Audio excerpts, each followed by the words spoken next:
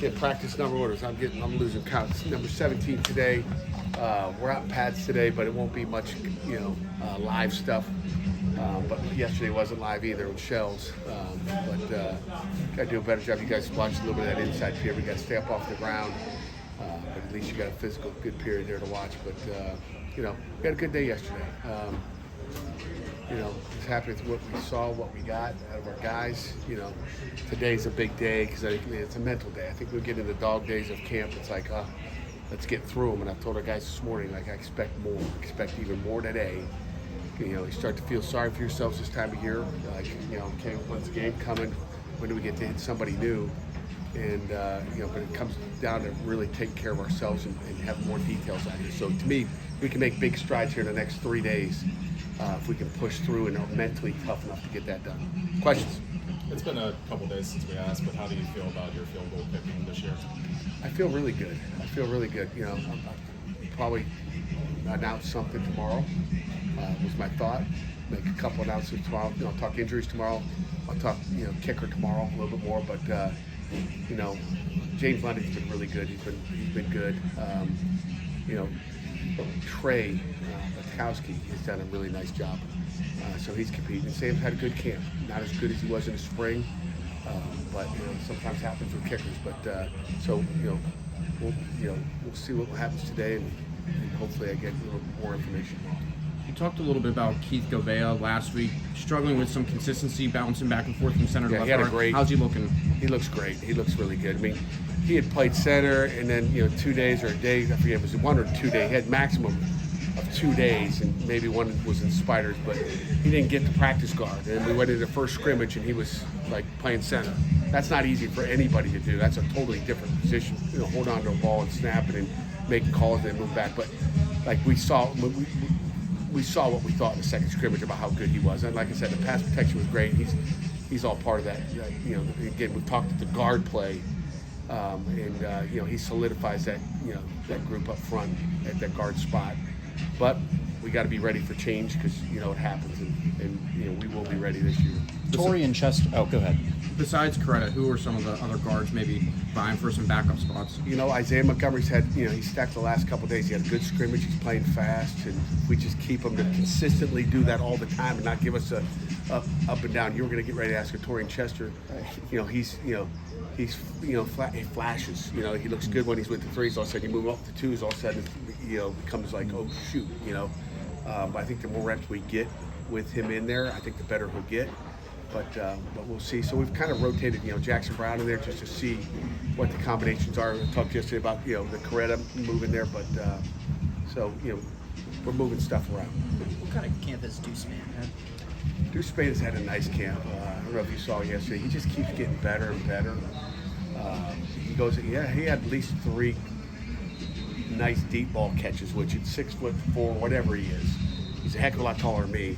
You just want to see that dude go up and get the ball. And he snagged 3 yesterday, which I hadn't seen him do in one practice. And that's the ability. He's that big target that, you get a little corner out there, it's a major mismatch. You get an average size 6-foot corner, still should be a mismatch. But if he can play at 7 foot and go up and reach and get that ball, that's what we want to see. And he showed that yesterday, but we need to get to consistently see that every day. Is he involved on any of the return units? Yes, he is. He's back there on kickoff returns. He's returned kicks.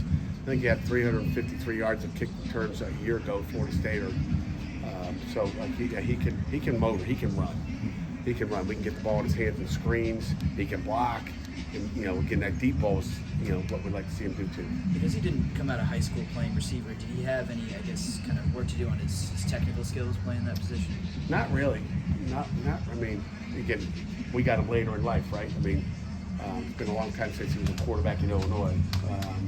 He went to Florida State, played receiver, obviously receiver here. So, it's been a long time ago. But he's, but again, if he played in high school, would he be, a little bit further along? We got a year to get him where he needs to be because, he has aspirations of playing in the National Football League like they all do, and we want to try to help him get there if he pays attention to technique and fundamentals and just keeps getting. But he's just a super kid. Just love that kid. We've talked a lot about Josh Garrier and Bruce Brookins, but what kind of camp is Alan Bryant having? Alan Bryant, he had a pretty he had a good scrimmage. I wouldn't say pretty good. He had a good scrimmage. He's up and down, but he's been, there's a reason. Trade. How you doing? That's my buddies on that, the engineer on that deal. But going back to the horn question, I mean, what kind of who's had what? Alan Bryan. Alan Bryan. So Alan had a good scrimmage, not great. He has kind of some up and down days, but we moved Jesse to receiver because Alan Bryan's doing well. So he's not going to be perfect back there. It's there's a lot of things running at you. We see a lot of different pass offense, different stuff that we see. I think it'll be great when we get into game planning and getting into, hey, this is what we're doing this week, and slimming the package down, because we have all kinds of offense and defense in at this point, but we'll start to narrow it down here next week and see what they do. But Al Bryant has been solid. I'm happy with where he is, a lot happier than what we were in the spring, because we only had one practice. Okay, so only got one practice in spring, so we feel good with where he is as well. How about Cole Woodson? He seems pretty put together for a freshman. He's really put together. He looks beautiful. I wish I looked like that as a freshman. He had a really nice scrimmage the other day. Now, he's still young. He's still learning. But Cole's going to be a really, really good football player for us. I like where he's at right now as a freshman. He got some major reps. He had an interception the other day. I don't know if I mentioned that. He had an interception. He might have even had to drop one, too. As the leader of your offense and the starter, what do you need to see from Eli over these next couple of days and then moving into the season? He's a quarterback, right? Expect him to lead our team. We just re-voted for Eagles last night, and his numbers keep going up as far as just who's voting for him and all that. But just keep leading, do what you're doing. What I don't want to do is ask too much from him. Like, he's a quarterback. He got enough on his plate. Like, don't even the leadership stuff. That's great. Just hey, just be the quarterback, right? I mean, that's your leader in itself. Everybody's looking to you in the huddle, so. I just want to continue to do what he does as a quarterback. Like, don't give him too much to do. Let him focus on being a quarterback. That's the main thing. You said you don't want to go too crazy today, avoid some injuries, but I know in the past, PJ O'Brien was a guy you kind of had to reel back in. Is there anyone like that? Great question. Great question. Yeah, that's a really good question. So, Manny Taylor, he's out of control. Okay, he got someone in the private parts yesterday. Manny, you love his intensity. He's intense. He did it by accident, obviously, but there was times during camp that he's definitely, if we pulled up a late hit or not playing the tempo, he's one of them. Another linebacker, Justin Thompson, he's one of them. Brookins gets you a little bit. He's always going to get a hit in every once in a while, Cruz, but not overly bad. I'm trying to think who else. On offense, Keith can be a little nasty up there. I'm trying to think. Receivers, nah. Offensively, they're usually protected and blocking. And then I'm trying to think of some more defensive guys. Ghost. I got to worry about Ghost all the time. Ghost, stay away from the quarterback. Stay away from the quarterback. Ghost, Isaiah Neal, that is. Ghost is a guy you got to worry about up front. Maverick, Gashio, just staying away from the quarterback. You got some meatheads in there. You got to take care of the meatheads.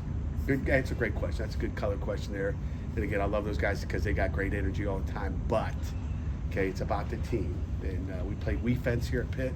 We don't just play offense. We just don't play defense. We play we-fence here. So we got to take care of we and make sure we're good that way. Good.